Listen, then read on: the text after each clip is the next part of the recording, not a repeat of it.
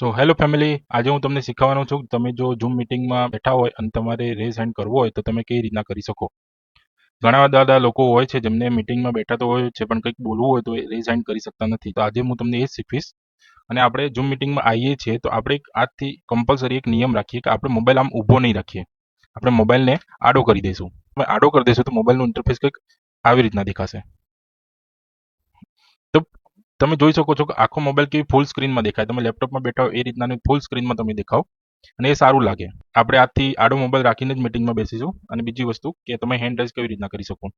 તો તમે first of all અહીંયા નીચે જુઓ, મ્યુટ, સ્ટોપ, ચેટ, પાર્ટિસિપેટ, શેરનો ઓપ્શન આવે પણ અહીંયા રિએક્ટનો ઓપ્શન નથી, મોબાઈલમાં નથી આવતો. તો આપણે અહીંયાથી જવાનું છે આ 3 ડોટમાં, મોરમાં. અહીંયા જશો એટલે આ પહેલો જ જે ઓપ્શન છે ને, હાથનો પંજો દોરેલો છે, રેઝ હેન્ડ, બરાબર. તમે એના પર સિમ્પલી ક્લિક કરશો એટલે આ રીતના હાથનો પંજો આવી જશે. અને આ રીતના હાથનો પંજો તમારી સ્ક્રીનમાં જેવી રીતના દેખાય છે એવી રીતના જે આપણા સ્પીકર હોય, ગેસ્ટ સ્પીકર હોય, એમને બી આ રીતનાનો પંજો દેખાશે. એટલે એ સમજી જશે કે તમારે કંઈક પૂછવું છે યા તો તમારે કંઈક બોલવું છે. તો જ્યારે બી એમનો ટોપિક યા એમની વાત પૂરી થાય એના પછી એ તમને પૂછશે, અનમ્યુટનો મેસેજ મોકલશે એટલે તમે અનમ્યુટ કરીને એમના જોડે વાત કરી શકો.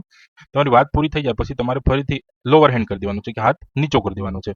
એટલે હાથ નીચો કરવા માટે ફરીથી તમે આ જે લોઅર હેન્ડ નીચે લખેલું, હાથ નીચે બીજો પંજો છે એની સાઈડમાં લખેલું છે કે જો, તો એ લોઅર હેન્ડ લખેલું છે, લોઅર હેન્ડ ઉપર ક્લિક કરશો એટલે આ રીતના એટલે હાથ જતો રહેશે. એટલે સ્પીકર હોય એમને ખબર પડી જાય તમારે જે પૂછવું કરવું તો એ તમારે જણાઈ ગયું એટલે તમે હાથ નીચો કરી દીધો એટલે બીજી વાર તમને ના પૂછે.